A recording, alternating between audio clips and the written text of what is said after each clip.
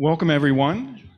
Welcome to the Senate District 9 Democratic Primary Debate. I'm Jason Stevenson, co-chair of the East Liberty Park Community Organization. I want to thank, first of all, the candidates for attending tonight. We know you have a busy schedule, so we appreciate you coming tonight. I want to thank Salt Lake City Community College for hosting us tonight. This is the second debate we've held in this exceptional space, and also with their great, superb technical staff to help get the message out, as well as Salt Lake City Public Library, which is managing the online stream where we have many people watching, so we appreciate it. We actually trust you guys out there in online land better than the people here. We need to keep a watch on them, those that are in the room. So thank you all for attending.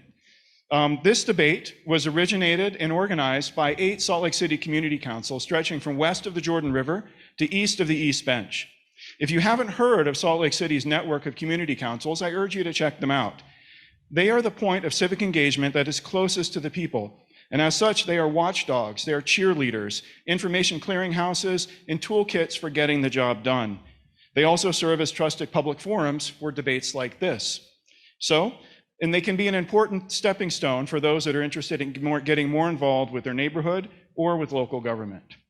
So if you'd like to know what's going on, from giant whale sculptures dropping into your neighborhood, or what's the latest on the affordable housing overlay, I urge you to check out your local community council, find out when their next meeting is, and show up and get involved.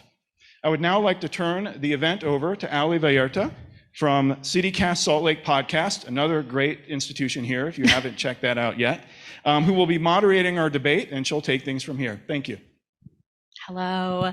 Hello to everyone here this evening, and to everyone joining us on our live stream. Hello to you too.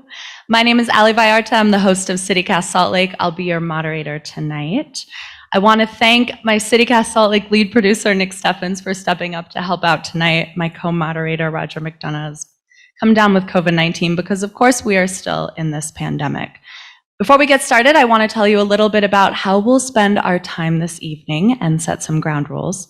The Salt Lake Community Councils have asked that this debate be more conversational and a little deeper than the traditional rapid-fire format. They know it will require some grace. And of course, I reserve the right as moderator to interrupt and move us along if I feel you've sufficiently made your point.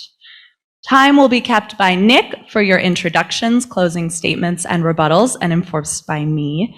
Each candidate will be given 2 minutes to make an introductory statement. Then we will move on to 4 topics of facilitated debate for roughly 15 minutes each. First, your approach to policymaking.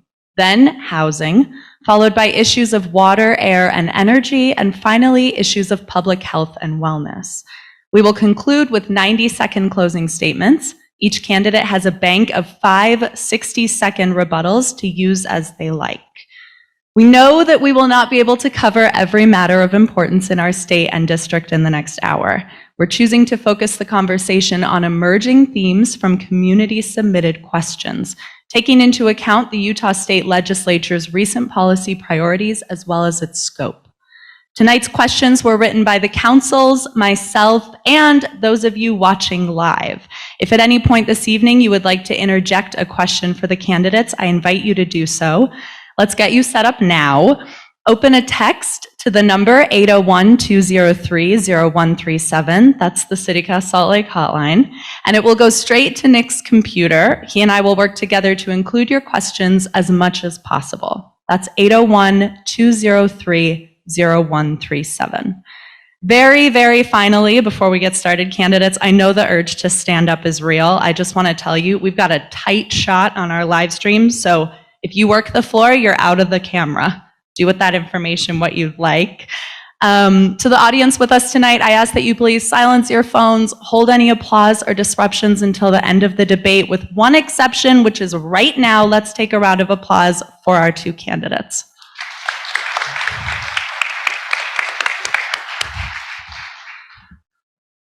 And I would like to honor that you showed up to your primary debate while our Republican colleagues have chosen not to this week. Let's begin with introductory statements. You have 2 minutes each. Senator Kitchen, I'll let you begin. Good evening, everybody. I want to start out by thanking the community councils for all of your incredible work in pulling this together and organizing this debate. I also would like to thank Salt Lake Community College for hosting us tonight.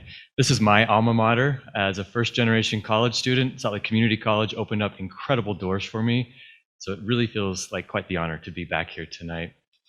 I'd also like to thank Dr. Plumb here. I obviously really value your work on opioid harm reduction, and of course, engaging in the political process, organizing to get your name on the ballot, and putting yourself out there. It takes a lot of courage, and I really value that work. So best of luck to you there. My name is Derek Kitchen, and I have had the distinct honor of representing you in the Senate over the last 4 years.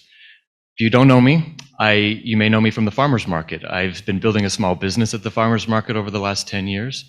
Maybe you know me from my work serving as the lead plaintiff, bringing gay marriage to Utah and the 10th Circuit here in the Western United States. Or perhaps you know me when I made a name for myself as a housing advocate in the Salt Lake City Council. For the last 4 years, I have represented you in the Senate, and it has been my honor. I'm running for re-election this year because I believe representation matters. Utah is the fastest growing state in the country. We also have the youngest population in the country at 30 years old. I'm the only millennial in the Senate. In addition to that, I am the only LGBTQ person in the entire Utah legislature, a voice that is so critical right now, especially considering what the Utah legislature is working on. I know what it's like to rent in this community. I know what it's like to breathe bad air. I know what it's like to have our existence challenged, our dignity ignored. I know what it's like to organize, get ballot initiatives passed, and to have the Utah legislature throw it in the trash. I represent you because I am you. I'm looking forward to this debate tonight. Thank you so much for being here. Dr. Plumb. Okay. Thank you for that very gracious introduction, and welcome. Derek is indeed a challenging space, politics, right? There's a lot of things on the line for a lot of us. My name's Jen Plumb, Dr. Jen Plumb. I am a Salt Lake City local. I have lived my entire life in this district, 51 years. I really feel like this time right now feels like the opportunity of a lifetime for me. I have so much hope for our communities and so much awareness and passion for the things that need to be done, and a true burning desire to be there to do it. I exist as a pediatric emergency medicine in my day slash night job. But part of my job is also being a community advocate. And for the last 10 plus years, that's what I've done. I've stepped into spaces where people need life-saving, where people need voice, where people need to be cared about, and where stigma and culture shift needs to happen. In doing so, I've been able to step into a very challenging Utah legislative space and work on 14 pieces of legislation that have been true shifters in the realms where I exist. Healthcare, death prevention, destigmatization, and changing the way we view folks who don't deserve to be viewed as less than. I entered this race because my daughter needs me to. Other people's daughters, other people's families, and your family is whatever you define it as. Sometimes we have born families, sometimes we have chosen families. We need to advocate for change. This district for 10 years has not had many results delivered. I'm here to fight for Utahns. I'm here to fight for our community members. I'm here to build bridges to deliver results. I'm really grateful for this opportunity, and thank you all for being willing to join. Let's move into our first category of conversation, which is about your approach to policymaking. In fairness, I'll be alternating who goes first. So Senator Kitchen, my first question for both of you, but you first, and I really, truly mean it. Why do you want this job? It's a good question. My mom asks me this one all the time. Like I mentioned in my opening statement, I'm running for re-election because I fundamentally believe that representation matters. If you look at the demographics of this community, of this state, they are not represented up on the Hill. Like I mentioned, we are the youngest state. Look at the legislature. They don't look like any of us. I'm running for re-election because I believe with the Utah legislature and the supermajority that we currently have, we need somebody who's willing to get in there and to fight. We need to have somebody up there that is willing to fight with the urgency that the moment requires. Look at the Great Salt Lake, the shrinking lake. If we lose that lake, it'll have negative health impacts for all of us. It's going to make our community completely unlivable. I'm running because I believe that I am the right person, not only to fight for this community, but to amplify voices that are lost, to amplify the concerns of young families that can't afford to get into home ownership, to fight for kids that are being targeted by the Utah Republican supermajority for political points. I'm running to fight for this community. Dr. Plumb? Same question. Mm-hmm. I actually had a friend say today, who wants that job? It was, it's a legit question because you're stepping into a really challenging realm. For me, I have been working in policy spaces and in the legislature as an outsider for the past nearly 10 years. And I have found strategies and found ways to get people to listen who typically don't listen, to get people to care who don't typically care. And I'm there regardless. What I have learned in that time is there's that last door. And without being through that last door where the ultimate influence is had and where the ultimate decisions are coming down, I can't have that continued bigger impact that I want to, the amplification that Senator Kitchen talked about. That's what I want to do. I want this job. I really want this job. I want to be able to deliver results to this community. I want our constituents to feel like, hey, that bill passed. That was amazing. We needed that, and that bill passed. Now, I'm not pie in the skying it that just one person with just one personality can make all the things happen.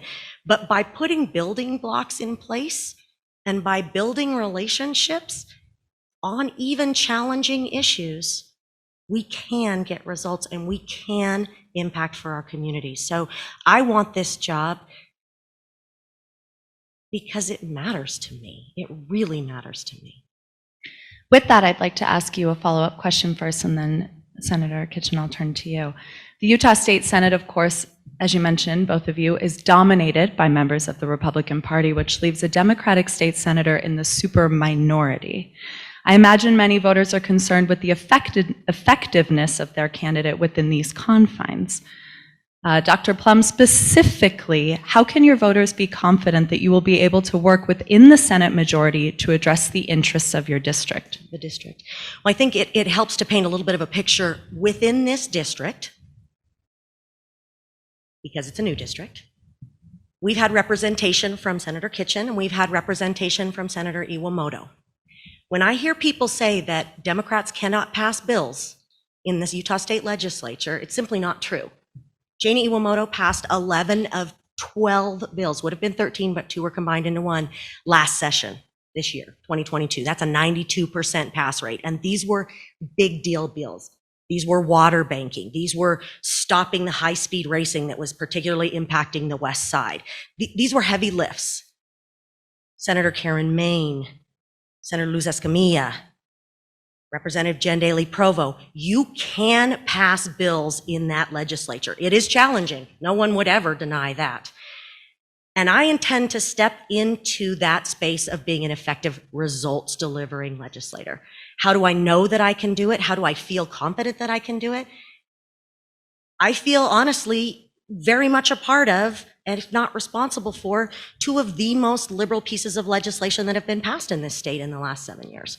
Those were allowing syringe access, meaning through syringe exchange programs. You could obviously access them if you were a patient in a hospital, but for people who use drugs and people who are impacted in that realm, and naloxone access laws that are modeled as some of the most, I don't want to say perfect, there's no such thing as perfect, but as the most ideal laws by other states. And these are very liberal topics. These are very liberal concepts. We got, and I say we because it does take a team. No one person can do all this. It does take a team. Naloxone access laws, no one voted against it. Syringe exchange laws, 1 vote against it. So I feel that I have demonstrated I know how to navigate those often shark-infested waters because the results matter too much not to. Senator Kitchen. So I made a deal with myself early on in my tenure serving in the Utah legislature. that I was up there to work for you, the people of Salt Lake City. I ran for this seat because back in 2017, the inland port was rammed down our throat as a city. I ran because I see that Salt Lake City residents had not been represented well. Their voice was missing from the conversation. There are a couple of ways that you can accomplish things as a member of the superminority. One, through the committee. It's kind of boring, but it's the process, and you can influence in your committees. The other way is by having legislation that everybody agrees to. This district, Senate District 9, is the most democratic, progressive district in the state of Utah. My job is to go up there and to advance a democratic agenda. And that is precisely what I've done with the bills that I've ran. Every single bill that I put my name to is not something that I crafted on my own. They came to me from my constituents, from the community. Just this last week, I opened up a bill to raise the minimum wage to purchase a gun from 18 to 21. This bill came to me because a friend turned to me after the Texas shooting with tears in her eyes because she had just dropped off her 3-year-old toddler at daycare and she knew that she couldn't protect him. My job is to represent you. My job is to put forward legislation that this community desires. If the Republicans choose not to support it, that's on them. My job is to represent you, and I'm so honored to do that. May I have a rebuttal? Yes. Okay. I think this is, one of the areas where if anyone were to say, where do Senator Kitchen and Dr. Plumb differ? I would imagine that we actually share very similar views and principles in the way that we view the world and the way that we view our community members. We do differ on the way that we see the job of being a senator, and we do differ in the ways that we see what the responsibilities are of a senator. And for me, the last 10 years being a constituent in this district, there have been no results delivered. Now, there are stumbles, and they do make it challenging up there, but I don't think it's okay not to both represent as well as deliver for your constituents.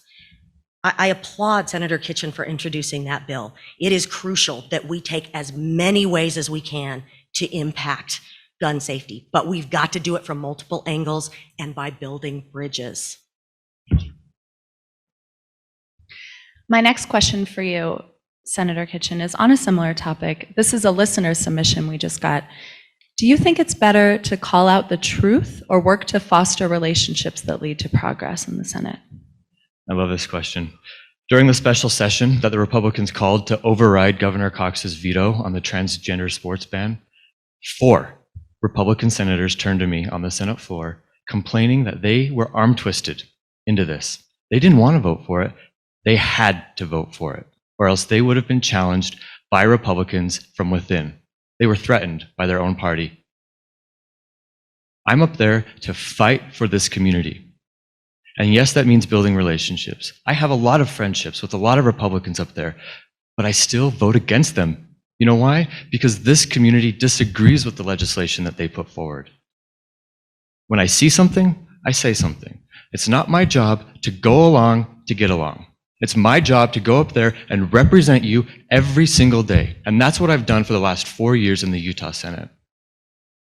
Dr. Plumb, I'd ask you the same question. So which is more important, to speak the truth? Do you think it's better to call out the truth or work to foster relationships that lead to progress?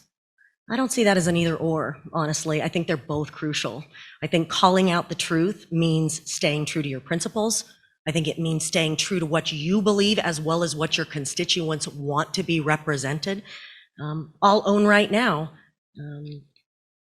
a lot of the positions that I have existed in working in spaces, both professionally as a physician as well as as a policymaker, there are plenty of times you have to call someone out on their nonsense. There are plenty of times, and I think he'd be okay with me saying it, that I've had to tell Sean Reyes that he's full of it, and that the plan that he's taking and the strategy he's taking is not what is good for Utahns or what is good for Utah's citizens. I had the director of the ONDCP, the drug czar from the White House, who came to visit us, one of 3 programs in the nation. And if you don't want to believe that I spoke truth to him about where our policies were wrong, there's a tape. You tell folks what is true, you stick true to your principles, and then you say, how can we work together? Because we may not see things eye to eye, but our folks rely on us to find ways. It's not about making quote unquote friends to me. It's about making collaborative spaces. You can choose. You can be contentious or you can be collaborative. And for me, collaborative is what I have to do, because if I don't, it's not okay not to. Senator Kitchen, this is a council submission question. I'd like to start with you. There's a long-standing perception you're very aware of that Salt Lake City isn't liked in the legislature. Do you think we can move to a place where good policies for Salt Lake City can be viewed as good policies for Utah? Specifically, how would you play a part in that? Awesome. Yeah, I mean, Salt Lake City is the most dense urban place in the state of Utah. The lion's share of this district is Salt Lake City. Salt Lake City has a long history of leading out on important issues that matter to us, affordable housing being the most important one. Look at what I did when I joined the city council. The first thing I was able to do was cobble together an unheard of amount of cash, $21 million, directly for affordable housing. Salt Lake City had never seen that kind of cash before. When we negotiated the inland port deal back in 2017, we got 10% set aside for affordable housing. I was able to get that done. Salt Lake City needs strong representation in the legislature, and absolutely the Utah legislature should be learning from Salt Lake City. Look at water conservation as a good example, right? The way we manage our budget as a city. I believe that the Utah legislature has an enormous opportunity to take the good policy that is accomplished in Salt Lake City, in particular around housing, and roll that out statewide. Think about zoning, the ability for us to soft develop in our infill neighborhoods, right? Utah's the fastest growing state in the country. I'm of the belief that everybody deserves a right to sleep at night, sleep under a roof, to have a home, a comfortable place where they can accomplish their goals, where they can go to school, where they can get a job, have an address. Salt Lake City's leading. The rest of the state should be following this. Dr. Plumb, I'll ask you the same question. I'm happy to repeat it if Yes, you'd like. please. Okay. Do you think we can move to a place where good policies for Salt Lake City can be viewed as good policies for Utah? Specifically, how would you play a part in that? I think absolutely that there is an issue with the way the state legislature treats Salt Lake City and views Salt Lake City's issues, right? And I don't think it's a question to any of us that watch that space, that sometimes it feels very much like, nah, don't let them have it. Nah, they got enough resources. Nah, let them do it on their own way. We don't need to help them make it any easier. And part of that problem is that a huge portion of our legislators come from non-urban areas. They come from rural and small town and less densely populated areas. And there's this inherent perception of a power imbalance that exists there. Smaller communities very often look to the big cities or the Wasatch Front as trying to take away from them. And on some levels, they're not wrong, right? That's where most of the resources fall. That's where most of the access to services are. That's where most of, you go to the big city for your medical treatment. You go to the big city for the specialty type things.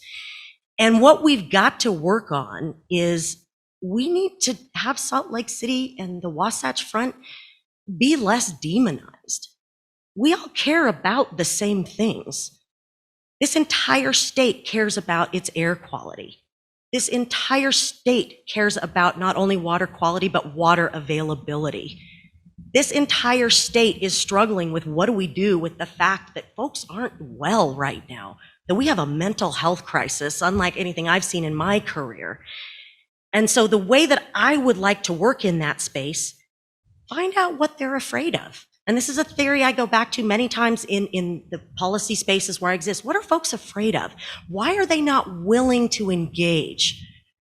Build better connections to humans instead of fighting with don't let Salt Lake City have it.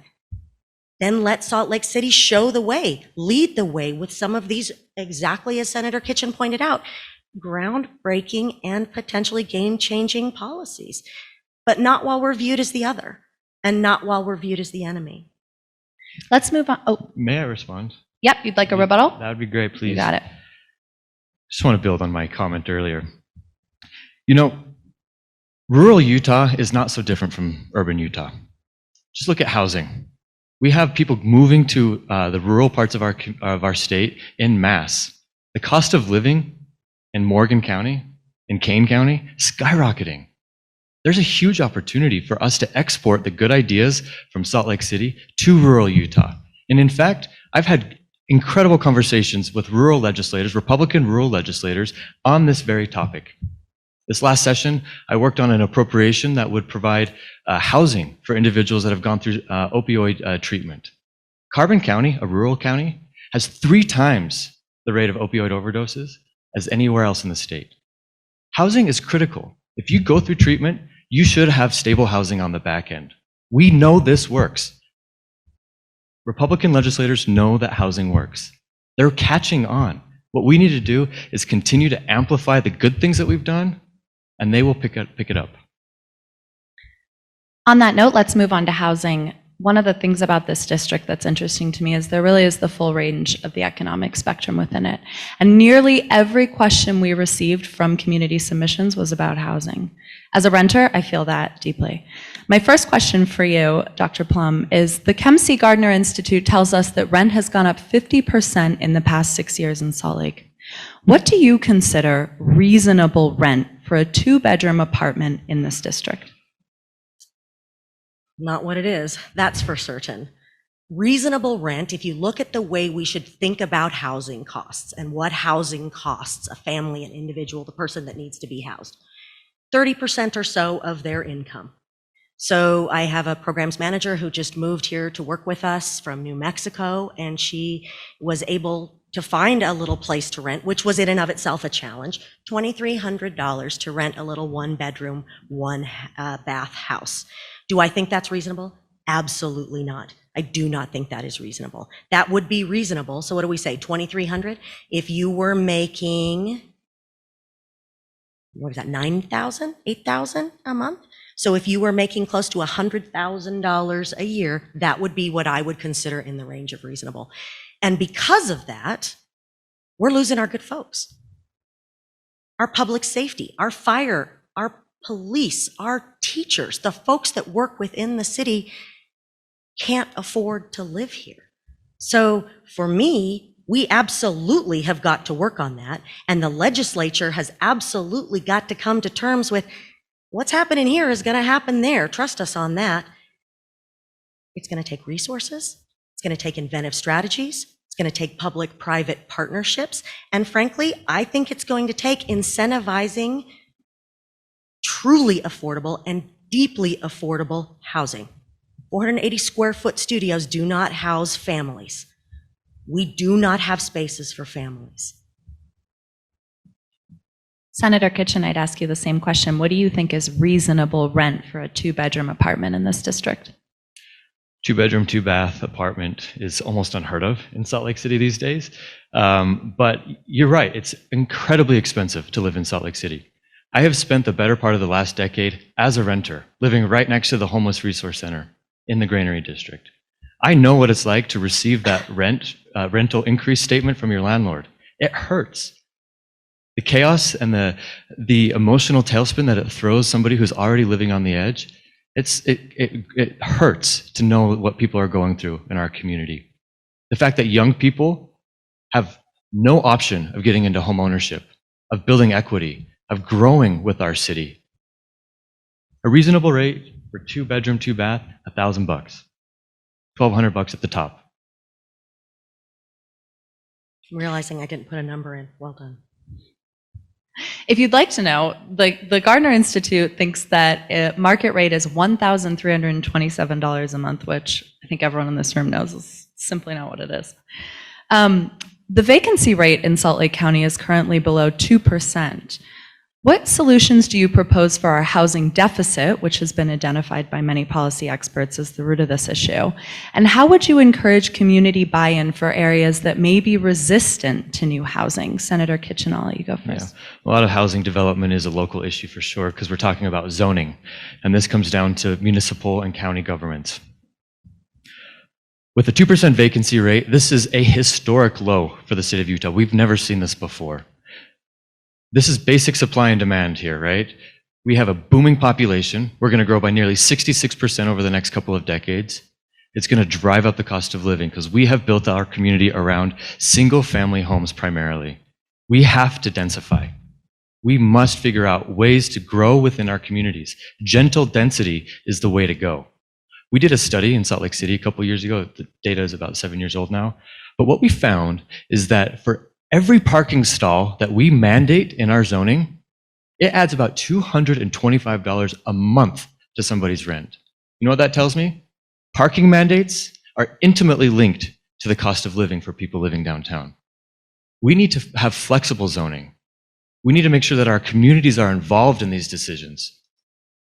The Utah legislature certainly has a role. We had $1 billion surplus this year. We should have used that to fully fund permanent supportive housing. Salt Lake County has a deficit of about 2,300 units of permanent supportive housing, deeply affordable housing with wraparound services, mental and behavioral health care, substance use treatment. This is how we are actually going to get our arms around the homelessness issue, which I know we're going to speak about in a moment. With our $1 billion surplus, the state of Utah could roll out super low interest loans. We could help developers build permanent supportive housing. In fact, Governor Cox had in his budget proposal $127 million set aside for permanent supportive housing. You know what the Republican-led supermajority did? They cut it more than in half. They like to complain about Salt Lake City not doing enough about homelessness, but at the end of the day, they're not willing to show up with the cash. We need to fund housing in this community. I would like to ask a follow-up question related to the initial question, which is, this district really stretches from the West Bench to the East Bench. And my initial question was, how would you encourage, as a state leader and as a community influencer, community buy-in in areas that may be resistant to new housing? Because half of the district is being gentrified and the other half seems to be very resistant to density. Do you mind answering that part of the question? Yeah, happy to jump in. Yeah. Yeah, this is a challenge because a lot of folks who are tuning in tonight and here have concerns about the way the city approaches zoning. We need to get buy-in from our communities, but we also have to be real with our communities. We have the highest, we are growing faster than any other state. 2% vacancy rate, we have to build. We must build. Salt Lake City is the most urban city in the state. This district is the most urban district, Senate district in the state. We have to accommodate housing. When I was on the city council, we took the unpopular stance, but we did it, of passing the accessory dwelling unit policy. That was a big lift, a heavy lift, but it's the right thing to do. Gentle density is what I like to call it. We already have the property. We need to build housing. We can't keep writing people out of our community. Dr. Plumb, I'd like to give you the opportunity to answer the question. What solutions do you propose for our housing deficit, and how would you encourage community buy-in for areas that may be resistant to new housing? Is this about changing hearts and minds? It's going to take that path. We need, first and foremost, builds. We need to build. We need resources for housing. We need the building for housing. We need the dollars to build the building for housing, which that's a role that the state can play. The municipalities, the cities, the counties even, certainly that's going to be their zoning space, right? But the state needs to pony up. Completely agree with Senator Kitchen on that. The state needs to pony up because this deficit is not getting better. People are not going to choose to just move away. Humans are not just going to evaporate from the planet. We need to house them. Now, how do we get the communities that are not so eager for density increases on board? Well, in talking to voters, as I've been out on their doorsteps and listening and responding to emails, I think that one of the ways that we can do that is address some of the concerns that they have about things like Airbnbs. There's a ton of folks frustrated by the fact that there are not There's dwellings that are not inhabited by Utahns that need housing, that they are being filled as money-making ventures for visitors and for out-of-staters. And yeah, tourism built Utah. Tourism continues to fund many things in Utah, but not at the expense of having housing that's not available for locals. And one solution, when you talk to folks about it, you talk to folks in the city about it, 2019, the legislature passed a bill that cities couldn't use online resources to see who was actually advertising Airbnbs. They couldn't actually go in and enforce their own codes and their own rules because the legislature said, no, don't do that. Well, when you talk to the folks who were reluctant, find out where you can actually do something for them that makes them feel like, yeah, I'm hearing you. Because we're not going to march into 15th and 15th tomorrow and put an 8-story apartment building up and have people be okay with it. But we're going to have to move in a direction of density, and that means you start winning people over for why you're with them, why you want to help them keep their communities feeling like their communities, but also moving forward to address what the community members who haven't had a chance to get in there want and need to. And that's to raise families. That's to have existences that you look back on with fondness, not month-to-month hotels and living in and out of shelters. So is there some winning of hearts and minds? Yeah. Is it just that? Absolutely not. It's going to take a ton of resources, and it's going to take some inventive strategies. And it's going to actually take holding the builders accountable, which is hard up there. There's a ton of builders. But we have got to, as a state, incentivize truly affordable housing, deeply affordable housing, and building it. Don't just say you're going to put 10% in and then fill it with college students. That doesn't work. Make it real. While these conversations are happening on the east side of the city, gentrification is moving very quickly on the west side of the city. And I'd be curious if there are policy solutions that you have in mind or that you've given thought to from a legislative standpoint that could work towards resolving that issue rapidly. Dr. Plumb, I'll let you go first here. Rapidly. Oh, that's one person's rapidly is another person's too slow, right? I would say right now, to me, is what rapidly means. Mm-hmm. And I think that we need to make some commitments. We need to make some commitments to preserving green space. We need to make some commitments to allowing neighborhoods to feel like they didn't just get bulldozed over, whether that's through zoning changes or through whatever's happening. Stakeholder involvement is crucial. And so I would advocate for immediately put together, community councils are the perfect space for it, right? Put together those spaces where people can stop feeling like they just got blanked. We just got screwed by the city, or we just got those developers again. Put together a space where people can have their voice, feel that their voice is heard, protect those green spaces. Do not let them go away. I truly believe that's a decision that we'll regret if we lose all of those. And frankly, admit that sometimes you're going to make enemies. And sometimes you're going to hope you can rebuild those, but do everything you can in the meantime not to have that happen. Senator Kitchen, would you like to respond? So whoever came up with this question, I just want to say thank you. You're welcome. This is you. Thanks, Allie. Well done. Well done. I've been out on the west side a bunch talking to voters. One story sticks to me in particular. A woman named Sarah. I spent almost an hour with her on her doorstep. She bought her home in Poplar Grove, about 45 years ago. It was a couple $1,000s back then. She's now retired, living on fixed income. She cannot afford her property tax.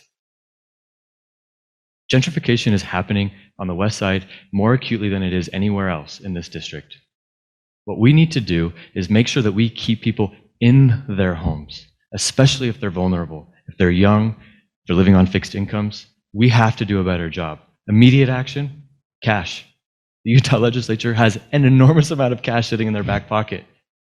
It's dominated. The Utah legislature is dominated by property developers and real estate agents. They are overrepresented. in the Utah legislature. You know who isn't represented well? Renters. We need renters making decisions for Utahns. We need people who understand what it's like to budget every month. I'm there to focus on what this community needs, to make sure that we are stabilizing each other, showing up for each other. This is my priority. This is my legacy. I have focused in the last 7 years in my public service on housing. It's the most important thing. I'm 33 years old. I'm the youngest in the Senate. Most people my age are starting families. Most of them cannot afford to purchase a home. It's sad. We have to do better. We must do better. And with me in this seat, representing you in the Senate, I will continue to focus on housing for all. We have a council submission question. Of course, we can't talk about the issue of housing without talking about our neighbors who are without housing. What are the best short-term approaches to addressing the issue of homelessness downtown, they asked, specifically in the Central Business District? Senator Kitchen. Yeah. A couple things come to mind. About a decade ago, we rolled out a program in partnership with the VA known as Housing First. What we did is we gave homeless veterans an apartment with no strings attached. What we found is that when we give somebody a stable roof, a warm bed, a place to take a shower, so many things already start coming into focus in their life. Maybe they qualify for welfare benefits or food stamps.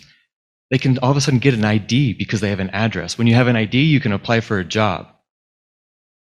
When we give people housing, estranged family members come back into the picture. Housing First. We know it works. We have to fund it. Would you be willing to provide a specific example at the state level Of Housing First? of addressing homelessness? Funding the Olene Walker Housing Trust Fund. That's something I pushed for this year. I was successful last year.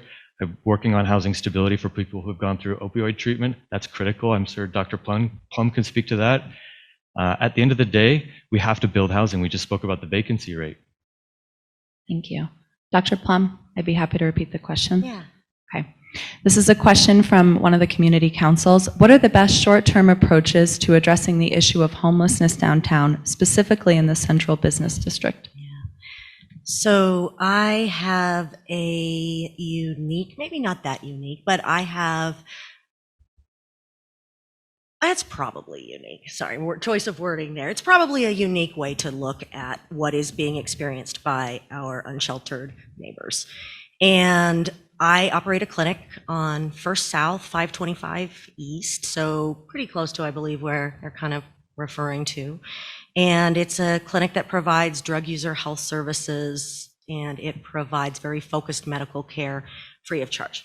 So I have certainly a lot of folks that come into this space. And when you're working with people living in challenged situations, one of the best things I have found that you can do for them is to find where the connections are, to find what it is that they need. Because homelessness and being unsheltered is about more than just the roof. Absolutely, getting a roof over people's heads is essential and crucial and the dignifying and the correct human thing to do. But if we look at homelessness as simply a lack of roofs, we're going to miss the entire picture, because the mental health crisis that is rampant, the substance use disorder and substance use related issues surrounding our folks who are unhoused. Nobody's surprised by that, right? It's an enormous problem. The lack of wraparound services for folks. We can't look at homelessness just as providing a roof. We have to look at it as a way to get people re-engaged and more well in whatever space it is that they're existing in. So for me, an immediate solution is we have got to ramp up outside, out there, connected to people connections. So social work teams, substance use disorder folks, get out there and get amongst folks. And let me tell you, it's not easy, because it is comprehensive care management that will take hours and hours out of days. But we can't just keep putting Band-Aids on these situations. There are probably, I don't know the numbers, but there's going to be a number of folks who are chronically not able to keep themselves well enough to exist housed, to exist sheltered, to exist employed. They need absolute, not maybe one-on-one, but I don't know, 3-on-1 availability of someone to guide them through their day-to-day existences. That helps keep them out of our hospitals. That helps keep them out of our jails and our criminal justice system. That helps keep them out of our businesses where they can at times be challenging. We are going to have to invest in the big picture surrounding homelessness. All of the services are crucial, and I would say tomorrow is too late. Pick folks up tomorrow, find out what they need, and start giving them to it. We can't just expect it to go away on its own. I have a follow-up question. I'm going to start with you, Dr. Plumb. This just came in as a text message from the audience. Specifically, how much money would it take to resolve our homelessness crisis, and what are the key action steps that need to happen in your view? Specifically, how much money? Is that an accountant question? I mean, I don't know. I didn't write it. That's a, Don't you boy, think? I wish I could tell you, because I don't think we actually know how many individuals are homeless on our streets at any given time. We've tried to do censuses. We've tried to kind of get an idea, and we honestly don't know. I think that to put a number on that, I would be completely fabricating that I knew what the number was. And I'm definitely a person who believes in facts and believes in consulting the right folks. I would love to know what that number is. I don't know what it is. Senator Kitchen, would you like to respond? Yeah, I'll come back to the conversation I spoke about earlier on permanent supportive housing. We know that deeply affordable housing for people who have experienced chronic homelessness, when they are given an opportunity to have a stable place to sleep, so much happens for them that wouldn't naturally happen. All of these services come into focus, the reconnections with their family, all of that matters. Permanent supportive housing was proposed to be funded at $127 million. It was cut more than in half. I already mentioned this. The Utah legislature had an opportunity to provide meaningful resources for people who are experiencing homelessness and chose not to do it this year. $127 million would have provided the opportunity for us to develop that 2,300 deficit of permanent supportive housing, which we desperately need. I'd also like to acknowledge that when we're talking about housing, it's more than just a roof. It's about all of the services that go into it. One of my most prized legacies on the City Council was participating in rolling out a program that's now known as the Green Phoenix Farm. What it does is it takes in women who have experienced chronic homelessness, teaches them how to garden, how to farm, and then how to sell their produce. This is meaningful therapeutic work. It teaches them not only the business fundamentals that allows them to go balance a checkbook when they get out in the real world, but we call it dirt therapy, right? You're getting your hands dirty. If you're a gardener, you know what I'm talking about, right? But these resources are critical. They're key to long-term success in helping people climb out of deep poverty and homelessness. I plan to continue that work in the legislature. Would you like a rebuttal? I would, because I think that when we talk about permanent supportive housing, have you visited Palmer Court? Have you been to Palmer Court before? So Palmer Court is an example of a program where folks who have been chronically homeless, 12 months plus, can get into that space. Used to be, was it a Holiday Inn? It was a hotel back in the day. And it's right along Main Street and just a little bit south of 9th South. And I can tell you through the time that I've spent there, both as someone trying to help folks not die, as well as trying to understand better what people are going through. Homelessness really just has to be looked at as a multifactorial picture in my experience and in what I've seen. We can't just put someone at Palmer Court and say we're good. Because what happens when we do that is that safety disappears in our neighborhoods. Ballpark had 2 murders in the last month.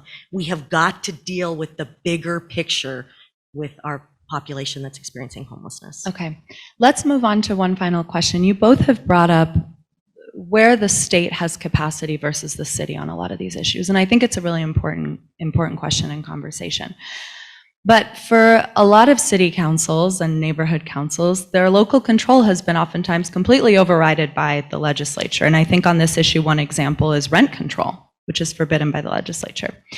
If elected, how would you seek to preserve and return some local control so that decisions are made closer to the people and reflect local conditions? Dr. Plumb, you first. And that's going to be crucial, and that's going to be challenging, right? Because Utah in the legislature is funny. They don't want the feds telling us what to do with our lands. They don't want the feds telling us what we can and can't turn into a national monument and protect the resources of. But they also don't want Park City saying that you can ban plastic bags, right? So there's this kind of like hypocrisy that happens in that space. And that should be a goal for any of us that represent along the Wasatch Front, is how do we give back control to our municipalities, to our counties even? I would propose that we've basically got to finesse it. There is no way that I or any other one legislature could walk in and say, that's it, we're done. Salt Lake City's over, you telling us how to live our lives and how to spend our money and what we'll use our resources on. We've got to get through to folks as the common ground community members that we are. We all care about our existences, our people, our family, our networks, whatever your family may look like for you. And we can't demand much of them. As much as I wish that we could, we cannot demand it from them. You can't get contentious. You have to build a way for them to see you as not other, us as not other, and allow us to have some of our own self-determination. That's really what Utah politicians like, is self-determination. Don't tell us to do until it's about up here on the Wasatch Front, sadly. Senator Kitchen. Yeah, this is a really important issue. The city of Salt Lake and the state legislature on a lot of issues go head to head.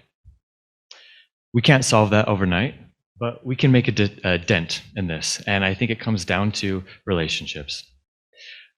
This session, I went on a hike with a Republican legislator that's made it his priority to address affordable housing.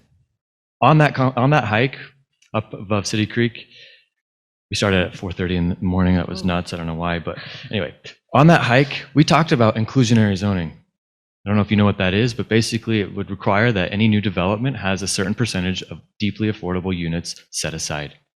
He was against that at the beginning of the hike.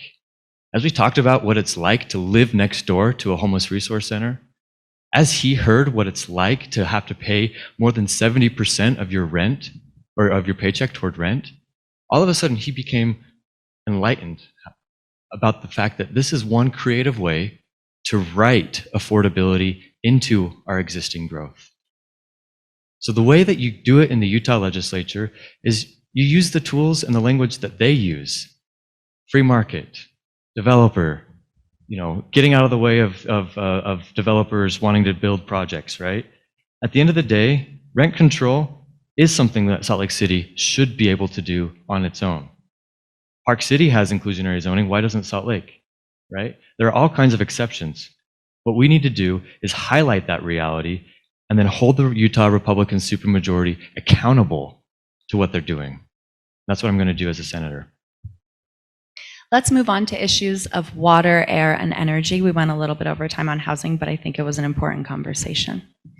My first question is a council submission. Of course, Governor Cox recently announced his support for long-term free fares on public transit. What new policies and solutions do you support to improve air quality, and how would you go about implementing them? Senator Kitchen, I'll let you start. Absolutely. As I mentioned, I'm the only millennial in the Senate. The issue of climate change is going to be with me many, many years longer than any of my colleagues up there. The urgency is right now when it comes to addressing air and water. We are already a high desert. We are experiencing drought, 1,200-year historic drought right now, and our population is booming. Something's got to change. I have been working on environmental issues. I ran a carbon tax legislation that fully funded transit. The issue that Governor Cox is going to bump into with his proposal for free transit, free fares, is that the Republican supermajority legislature is going to look at him and say, how are you going to pay for it? Well, you know what? I have an idea. Let's do a carbon tax. Even Mitt Romney supports pricing carbon. We need to push on these matters. As a Democrat, as the most progressive Democratic representative in the state legislature, I'm pushing forward on these things. They may not like it today, but they will be coming around in no time. We have to take action. Updating our building code.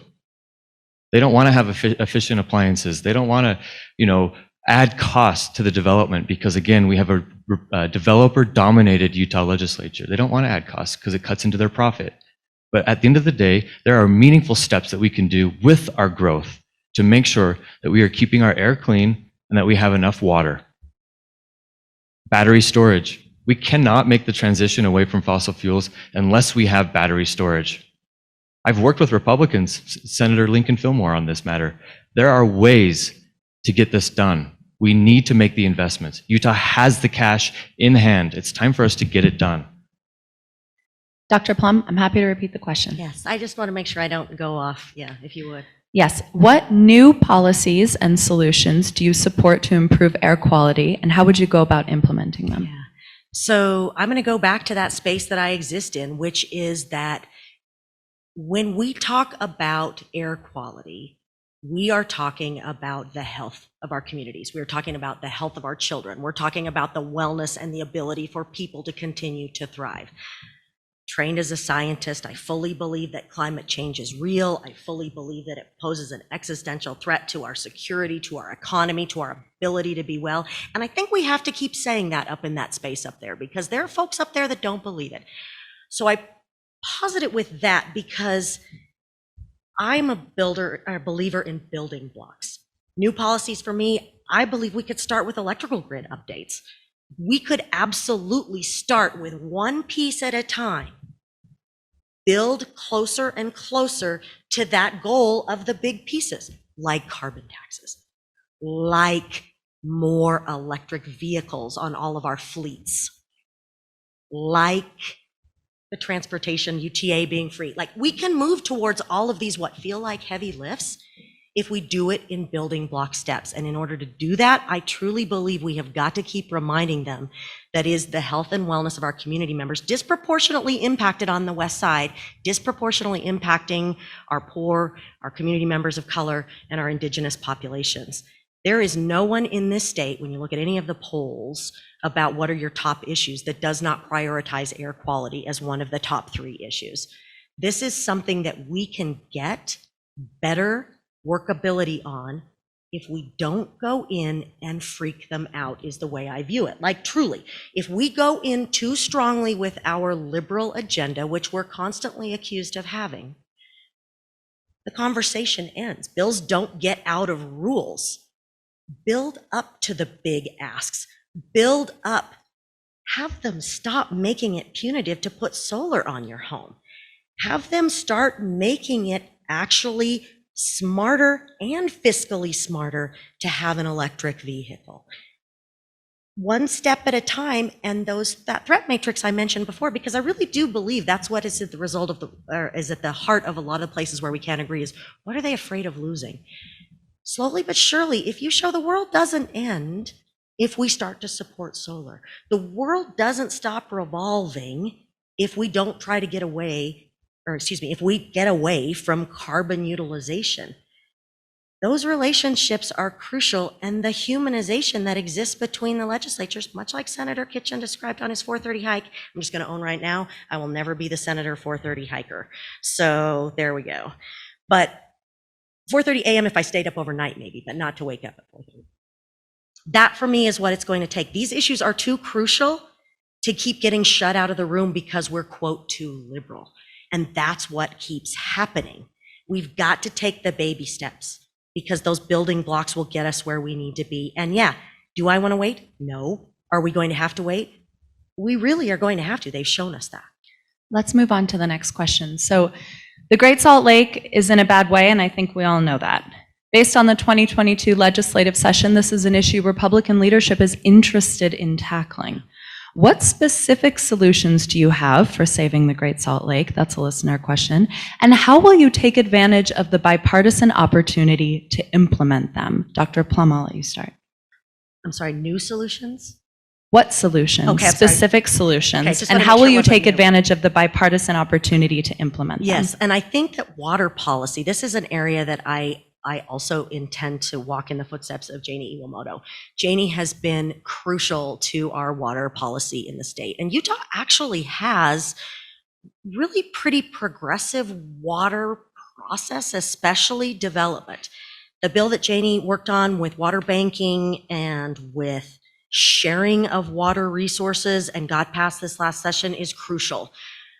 In talking with the folks at the Utah Water Task Force, what it became clear to me was that we have got to work on strategies for water optimization, whether that's agricultural optimization, whether that's urban optimization. So in the urban settings, it's the not watering your lawns 3 times. It's the things we can do in the urban settings where we know only about 10% of our utilization for water is actually going.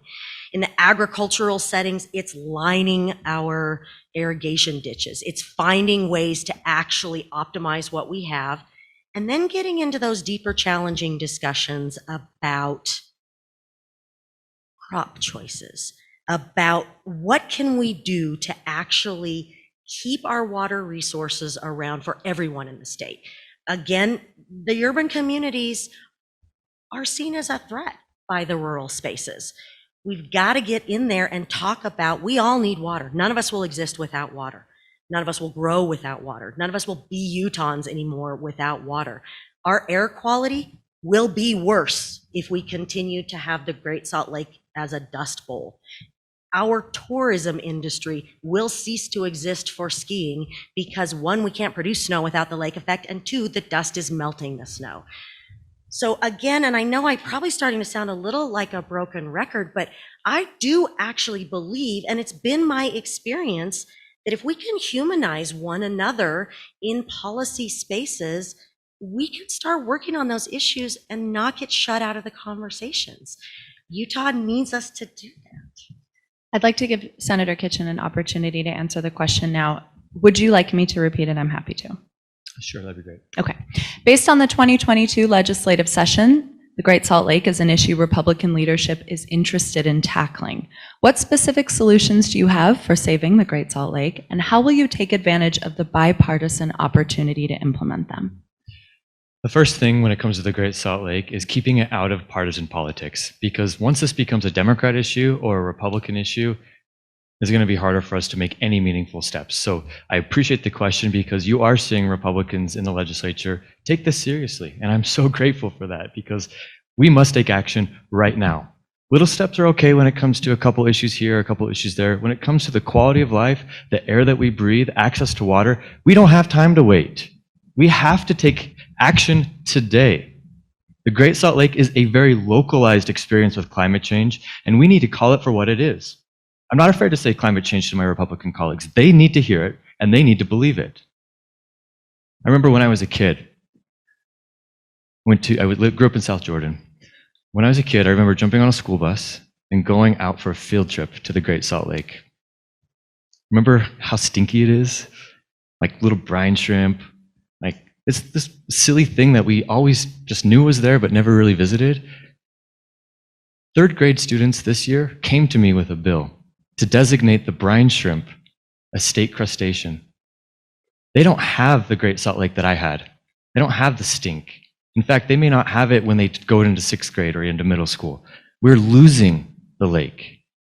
The opening day of the legislative session this year, President Stuart Adams spoke about the Great Salt Lake. I was grateful he brought it up. On the one hand, he said, we must save the Great Salt Lake. And on the other hand, he said, we must build the Bear River Dam. You can't have both. We build that dam, we lose the lake. It's an assurance. So I think a big part of this is calling out the Republicans when they say that they want to do something that's actually going to hurt what they say on the other hand. Them building their profit-generating Bear River Dam is going to harm Utahns, not just Salt Lake residents, but Utahns. We need to get more water to the lake. That's first and foremost. We need to optimize our agriculture. We need to move fast towards secondary water metering, which we funded this year. We need to stop growing alfalfa that we put on a truck, send to the coast, ship to Southeast Asia to feed swine, and then we buy it when we buy bacon at breakfast. We need to make sure that we're growing agriculture to feed Utahns, not to make climate change worse. We don't have time. Would you like a rebuttal? I would. And I think that this right here highlights exactly where our struggle is. The brine shrimp bill was a great, charming bill. Rosemary Lesser had third graders bring it to her. And folks loved the concept of a state crustacean. And unfortunately, Senator Kitchen couldn't get it passed. This was, some would see as a messaging bill, but it was a really important message to be delivered. And that is that we care about our Great Salt Lake and we got to take action to protect our Great Salt Lake. And so when I talk about building blocks, I don't do that because I'm not feeling strong enough to go in with the heavy lifts. It's because if we don't do those small pieces getting there, we're never going to get there, period. So this is again an area where Senator Kitchen and I differ. I truly believe that every step forward, every result delivered leads to the next step. Senator Kitchen, would you like to respond? You have rebuttals. Yeah, absolutely. The students at Emerson Elementary, I visited them after the legislative session to talk about the bills that I worked on. Proud to put my name to the brine shrimp legislation. We brought them up there. Visiting them after the session, while disappointed that the bill sat on the calendar, on the reading calendar, for 4 hours while the Republicans took a break on the last night of the session, it's their power. They have supermajority control.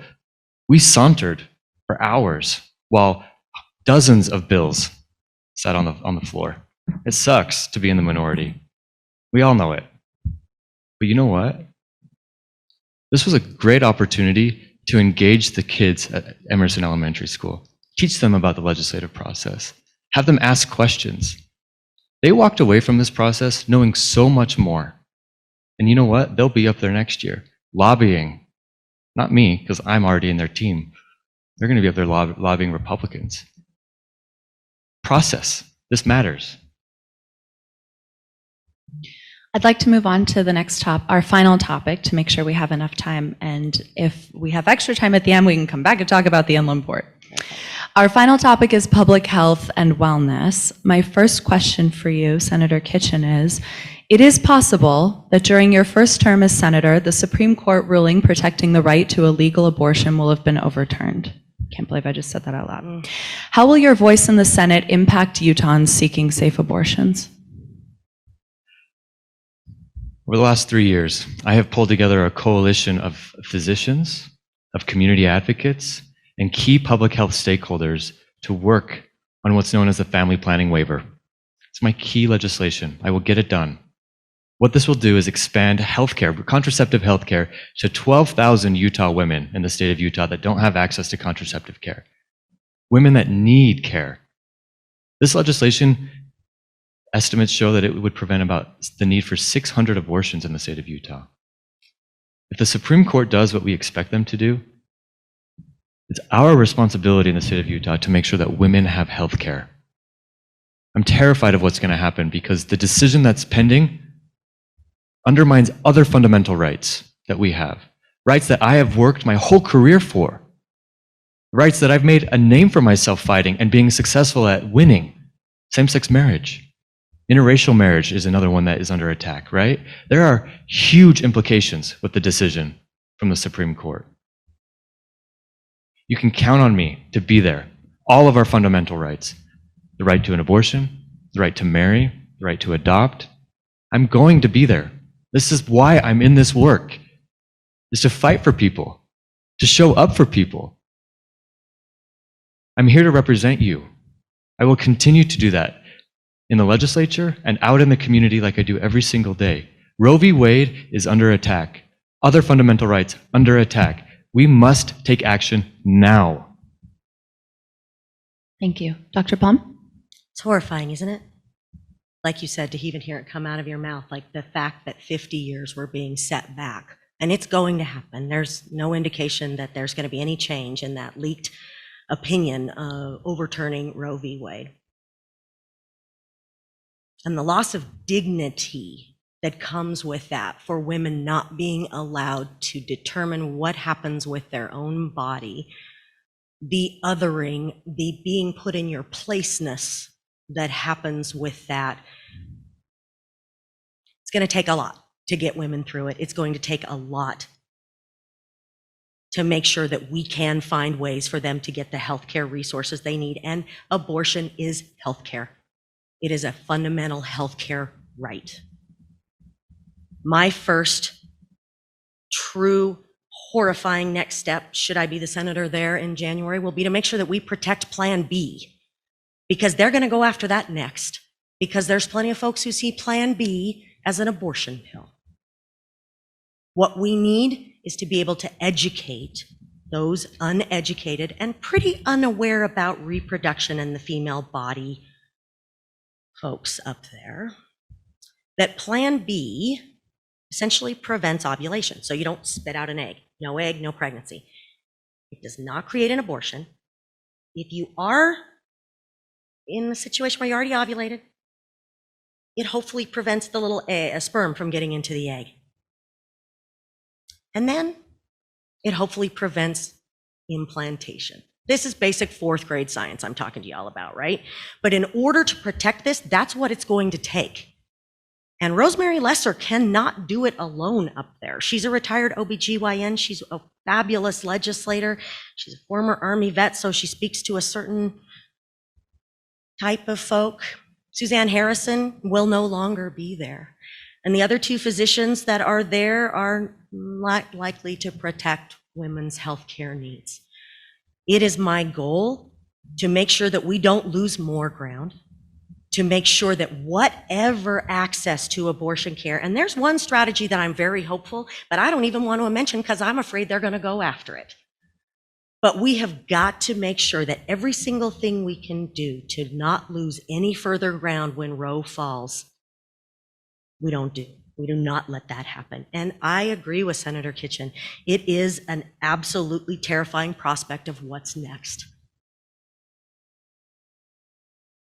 I'm committed to protecting what is next, to not allowing it to happen. And I truly believe within all that I am that I can get the folks up there to listen to me. Maybe not to agree with me, but to be influenced by me, to let me work in the circles of folks around with them. I'm not pretending to be some sort of magical savior, but for whatever reason it is, I can communicate to those folks, and that's what I intend to do. Thank you. My next question I'm going to combine with a question that we just received from the audience. During the 2022 session, the Utah legislature prioritized attacks on trans Utahns, specifically children and teenagers. We have reason to believe they will continue to come back to this issue. The question from the audience is, why are you the best candidate to represent the LGBTQ and Two-Spirit community during this time that our LGBTQ and Two-Spirit youths are under attack? Dr. Plumb, you begin. Yeah. So it's no secret to anyone here that the youth are my passion. The youth are where I have dedicated my career as well as my heart. I see the awful situations that happen when our LGBTQI population kiddos are turned out from their homes or not felt to belong or not welcomed, end up homeless. And I see my own daughter, who I could not be more proud of. And I know we can't allow further attacks to happen. Are they going to come? Absolutely. The next thing they're coming after, medical care. You bet it, believe it. They've tried the last 2 sessions, both surgical and medical care. Gender affirming medical care is life-saving, and it is health care. It is data proven, and it is the way that we treat people with dignity, and it's also the way that we give them what they need, and that is to feel whole and to feel well. We were able to keep the medical bills out by joining forces across all interested parties, and unfortunately we were not able to do that for the sports bills. 2 years. 2 years. I sat on Zoom calls. I sat on committee meetings. I sat on hearings, knowing what they were trying to do to my kid, knowing what they were going to do to other kids. And I worked with every single collaborative partner. And I don't know that I'll ever get over the guilt that I wasn't able to do enough. I feel so dramatically, desperately, that we owe them not to only show up in the last debate on the last night when a governor's override is happening. We have got to be there. And that, for me, I am never going to say that I am more in touch with this issue than Senator Kitchen. This is his space, but that's what I bring to the space. Thank you. Senator Kitchen? Yeah, I really appreciate this question. I already mentioned I'm the only member of the LGBTQ community in the legislature. It's so critical for us to have more. I wish there were more up there, but right now I'm the only one. The final night of the legislative session, they had to look me in the eye as they were passing this bill. None of them were proud of it, but they knew they had to. They're gaining political points on our kids. I remember when I was coming out of the closet, I was 16 years old, isolated, alone. I got kicked out of my house. I remember sitting on the side of my street, waiting for a ride to come pick me up. Lonely, afraid, not sure what's coming next. This is a different day. This is 2005. This is so critical. This last legislative session, I received over 2,000 letters, text messages, voicemails, kids all over the state of Utah looking to me. Transgender kid, but I do know what it feels like to be othered. I know what it feels like to be alone and isolated and afraid that nobody likes you. I know what it's like to contemplate the unimaginable. It's critical that we have representation up there. I'm running for this job not because it's glamorous, but because it's important to have our voices heard. I will always stand with transgender kids. I will always stand with our queer youth. I will always be there for our two spirits. At the end of the day, we need to have representation. And we may not always be able to stop bad legislation, but at least they know we exist. It's important for me to be there. We are holding tight time on this last question before asking, but I think it's incredibly important. I want to be sure we respect the boundaries of this conversation. On February 12th in 2007, there was a mass shooting at Trolley Square that killed 5 Utahns and injured 4. Since that day, Utah's gun laws have only become less restrictive. Just last year, the legislature passed a bill allowing for concealed carry without a permit. In your time as an elected official or community member, how have you taken action on this issue? First, you, Senator Kitchen. I can't believe it's been that long since Trolley Square, but mourning with our community during the loss is the first thing we do because we are all feeling the impacts of gun violence. Showing up, providing resources, advocating for mental behavioral health care, those are all critical things. It's not enough. We need to have stricter gun regulation to keep our kids safe. We can't go to church or the grocery store or to daycare without being worried if we're going to make it out alive. This is the United States in 2022. We shouldn't be pushing this trauma onto our kids. We can do better. You're right. This last legislative session, the legislature made it so that anybody can conceal carry without a license. Any one of us here could have an automatic rifle here. Some stranger could come into that back door. We're all thinking of these unimaginable scenarios. We owe it to our children to do more. That's why I've introduced a small step, but an important step, to raise the age by which somebody can purchase a firearm from 18 to 21. You can't buy alcohol. You can't even buy tobacco in the state of Utah until you're 21. Shouldn't be able to buy an automatic rifle and go down the street to an elementary school and harm our kids. We need to do more, but that's what I've done so far. Thank you. Dr. Plumb? Yeah, so this space is one that I am really disappointed in our legislature, as well as in legislatures across the nation and in our federal government on, because, I won't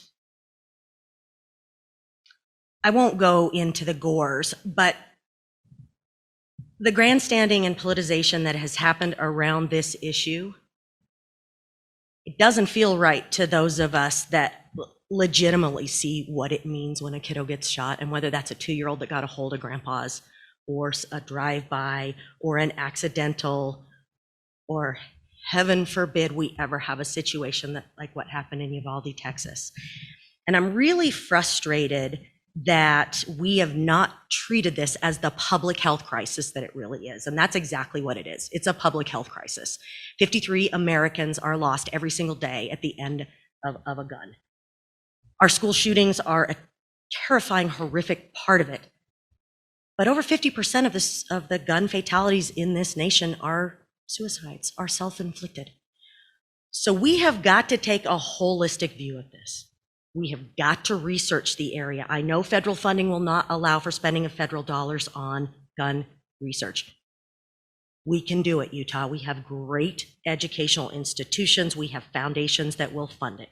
We have got to work on training and demonstration of proficiency. We have got to get those pieces in place, because 2018 was March for Our Lives, right? I thought for sure that it was the dominoes were going to fall and it was going to be a whole lot different for folks that work in trauma centers. And it has been no different. 137 mass shootings in schools so far this year. Oh,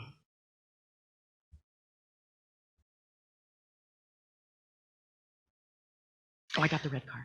Oh, I'm sorry. Let's move on to closing statements. You each have 90 seconds. Senator Kitchen, you won our coin toss. So Dr. Plumb, you will go first. Yeah. Whenever you're ready. All right. Well, we made it 90 minutes. Y'all made it through with us. Much gratitude for this opportunity and for these, I think, really important dialogues for all of us to be having as community members, let alone as people who would like to lead in the legislature. I entered this race because I want to deliver results for my constituents.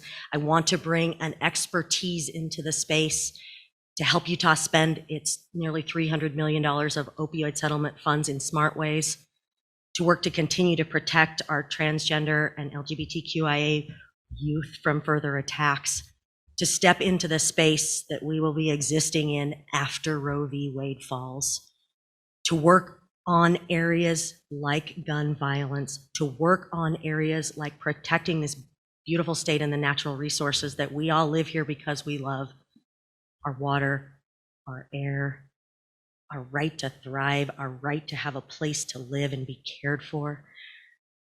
I am so grateful that in this district, these discussions happen, because this is where the seeds are planted for what needs to happen next. I would so appreciate the opportunity for voters to believe in me to continue to deliver results, because that's what we need. Talking points don't cover it anymore. There is too much on the line. I would be so grateful for the opportunity to take what I'm already doing every session and do it with access to that last door. Thank you. Senator Kitchen. I want to thank all the community councils for organizing this. I want to thank CityCast, Ali, and Nick. Thank you so much for being our moderators tonight. Again, Community College, thank you. And Dr. Plumb, thank you so much for your courage, all your work, and for putting your name on the ballot. This is so important. At the end of the day, this is about democracy and showing up for each other. Win or lose, we're on the same team. We cannot lose sight from the fact of what the real battle is up on the Capitol. We've got to go at this together. I'm running for re-election because I believe representation matters. I'm the only millennial in the Senate. I'm the only queer person in the entire Utah legislature. I represent you because I am you. I know what it's like to rent in this community. We know what it's like to breathe bad air. We know what it's like to have our dignity challenged, our existence ignored. We know what it's like to be voters in the state of Utah, to organize, to work hard, to get something passed, and to have the Utah legislature ignore it. When you re-elect me, I will never stop fighting for what's right. I won't give up on Democrats. I won't give up on our values. And you better believe I will not give up on you. I hope I can count on your support this year. Please reach out with any questions.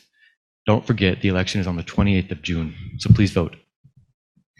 Thank you both very much. That concludes our debate this evening. If you have a question for these candidates that was not addressed tonight, I urge you to contact them directly via their campaign websites or social media pages. I want to thank the Salt Lake Community Councils, and in particular, Jason Stevenson, for putting this event together. He's the co-chair of ELPCO. I want to thank Salt Lake Community College for hosting, the Salt Lake Public Library for running tech, and CityCast Salt Lake lead producer Nick Steffens for stepping in to help tonight. Finally, I want to thank Dr. Plumb and Senator Kitchen for pursuing public service, a truly thankless job.